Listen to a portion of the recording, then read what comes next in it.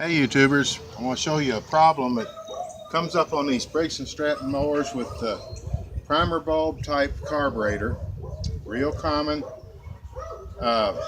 If you get one that's flooding like a dirty air filter, but you know your air filter isn't dirty and it's all collected with crud around the carburetor, or if it's washed clean around the carburetor and collecting crud on the deck, in other words, evidence of a gas leak, there's a real good chance that what's wrong with it is the diaphragm on the very back, the diaphragm that pumps the gas up out of the big tank and dumps it over into the little teeny tiny tank that it actually runs on.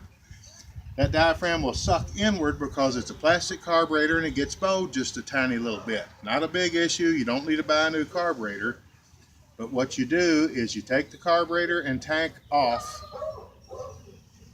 and scratch a little groove in the body of the tank that will grab the diaphragm, because of the rubber will sink down into that little groove and it'll help to retain the diaphragm and keep it from pulling inward. It lays up next to a paper gasket, and the paper and the plastic and the diaphragm, even though they're all sandwiched together, still the widest spanse is on that between the two screws up against the block. So I know that's what's wrong with this one. I've already had it apart, but so you'll know what we're doing, there's a 1/4 inch bolt in the front of the carburetor, a 5/16 bolt in the back of the carburetor or the tank that holds it up against the engine. You take those two out, you kind of gently rock the carburetor because it's got an O-ring up on a pipe. You want it to undo that O-ring, and you tip it down and out until it comes free from the governor linkage. Leave the linkage as it is. If it ain't been messed with, don't mess with it unless you're familiar with it, because you'll get it where it either idles too fast or doesn't govern.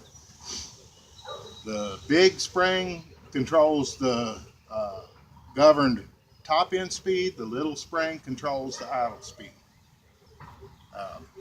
Let me get the screwdriver.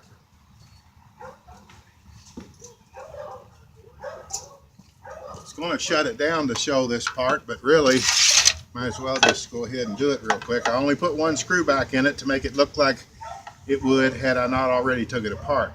But all this was washed clean, so I knew it was leaking gas out the back. And right now you can see the diaphragm is sticking out good and far, but that wasn't the case. It was pulled inward. A lot of people hand choke them, and that'll make it suck a diaphragm in if it's prone to do that anyway. If it's right on the verge of coming loose, that'll finish it off. This poor old junker had a bent crank, that's why I had to weld the deck. But if you can see this right here, there's a scratch right where my thumbnail is, and I can feel that scratch grabbing my skin, sorta. That's the widest spanse between any of the screws that hold the carburetor to the tank. It actually runs on that little bitty tank. It pulls it up out of the big one, drops it over in the little one, and the excess runs back in that split into the big tank, so that no matter whether you're full or empty, you're still taking the same amount of suction to suck that fuel uphill. You don't have to constantly mess with a mixture screw, which is a damn good thing because these don't have one. But it was wise when they went to that little bitty tank running off of it.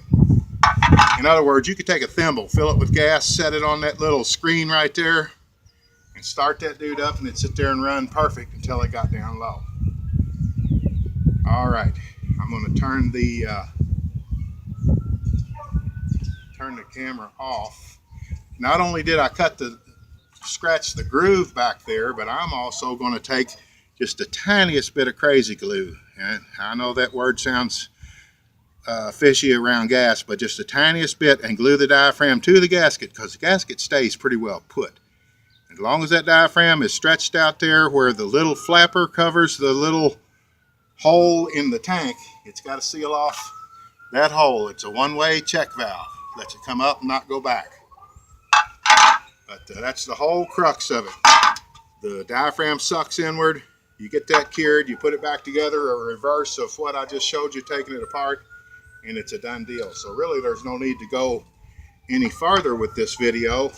If you want it to run faster and this tab's bent down in the locked position where you don't have control of it by this, you can either bend that tab up and control it by the lever, or you just get a hold of this little tab. If you want it to go faster, you bend that out just a little bit. It puts more pull on it.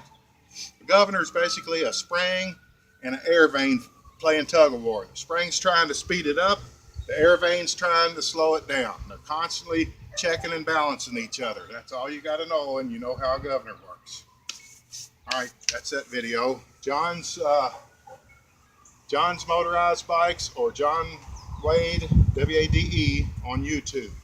Got 22 motorized bikes on there you get a kick out of if you like little engines. Check them out. Thanks a lot, folks. Appreciate you watching. Bye-bye.